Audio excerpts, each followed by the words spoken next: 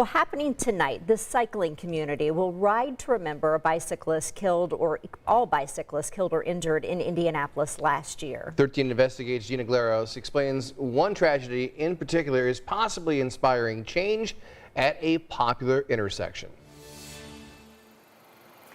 Good morning. This memorial honoring Frank Radeker. He was hit and killed here at this intersection on 86th Street at the Monon, and this is where loved ones and the cycling community will ride to honor him and others, all while calling for change. The tragic loss on that October morning still hurts. Frank Radeker's bicycle laid in the road at the center of police tape on 86th at the Monon. It really struck a chord with people, because they said that could have been me. Radeker is among 7 cyclists killed last year, 61 injured, according to IMPD. Every ride out on the street, there's a close call. This month that I know of, there have been 6 bicyclists that have been hit. With 20 years under her belt, Connie Szabo-Schmucker is the advocacy director for Bicycle Garage Indy. Shortly after Radeker's death, she met with the mayor's Bicycle Advisory Council with a list of safety actions. It includes following the Complete Streets policy, enacted 10 years ago. The year after it was established, there were 43 projects, or 45 projects, but 43 of them had either bike or ped infrastructure included. This year, DPW plans to install 3 miles of bike lanes.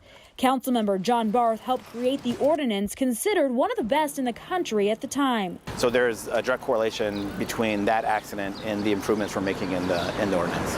Next month, the council will vote on an update. A lot more transparency, a lot more accountability, and something that's really important is that we have a fatal accident review panel. Szabo-Schmucker agrees it's a step in the right direction. I'm not very patient right now, because I would like to see it's been 6 months since Frank died at that intersection and nothing really has been changed. Her long-term goal is a tunnel or a bridge. It would be a really expensive solution, like on the order of probably $10 to $12 million. DPW said it's very difficult to measure near accidents, and without the data, this intersection is not considered any more dangerous than others off the Monon. The biking community and city both recognizing the need for change. It's very expensive. We understand that. Having a long-term plan that is followed through on is probably my biggest, desire right now. The challenge moving forward is there's not just one solution. I want to acknowledge the tragedy of this crash. And that we want to do everything that we can to prevent tragedies. But it is also really important to understand that from the context of the data that's there, too.